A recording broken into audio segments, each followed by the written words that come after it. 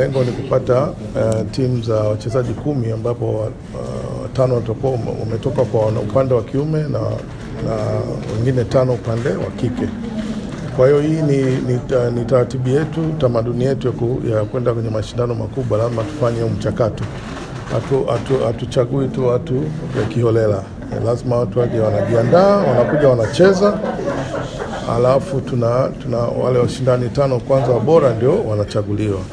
Kwa lengo hili zoezi ni tunaita National Championship ambayo ilikuwa closed ni kwa raia wa Tanzania tu, kwa sababu ndio tunategemea wataenda kuwakilisha timu ya Tanzania kwenye mashindano ya Olympiad. Tunaita itakuwa kule Uzbekistan, Samarkand City, kuanzia tarehe 15 mwezi wa 9 mpaka tarehe 28 mwezi wa 9.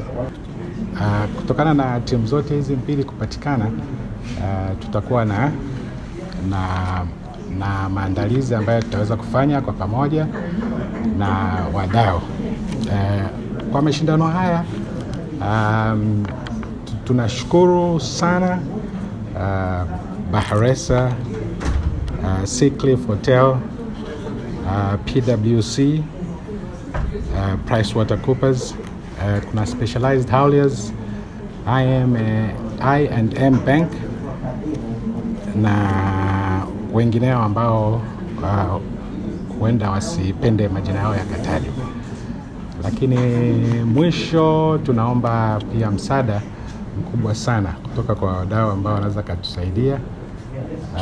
Tunaomba stakeholders ili angalau tuweze kufanya maandalizi mazuri na Tanzania iweze kuwakilishwa vizuri kwenye mashindano hayo ambayo yatafanyika mwezi Septemba. Mimi ni Anahi. Mashindano ilikuwa ngumu sana, lakini nimejitahidi sana. Goal yangu ni tushinda hii competition na tuenda Olympiad kurepresent nchi yetu. I learned chess from Coach Cara Lewis and my sister Mahi. She was the last national champion. I also got a lot of support from my family and sister. It feels good. I'm super proud to be able to represent Tanzania in the Olympiad, and I plan to do my very best to make Tanzania proud.